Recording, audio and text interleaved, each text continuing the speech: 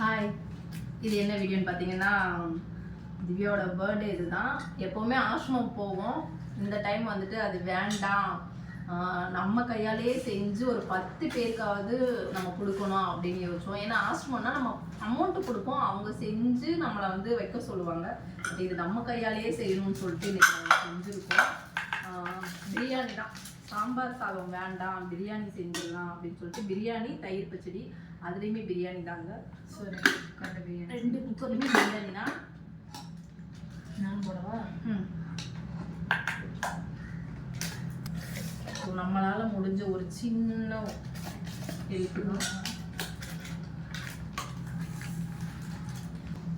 ஆமாம், அதில் எழுதியிருக்கு. ரெடி ஆயிடுச்சு. நம்ம போய் இப்போ வந்து கொடுத்துட்டு வந்துடலாம். ஒரு 10 பேருக்கு கொடுக்குறோன்னா எங்களை பார்த்து நீங்கள் ஒரு 2 பேருக்கு அட்லீஸ்ட் ஒருத்தருக்காவது கொடுக்கணும்னு ஒரு எண்ணம் வரும். அதுக்காக மட்டும்தான். சீன் போடுறோம் அப்படின்லாம் கிடையாது. எங்களால் ஏதோ முடிஞ்ச ஒன்று, அவ்வளோதான். ஓகேவா? ஸோ இப்போ போய் நம்ம போய் கொடுத்துட்டு வந்துடலாம்.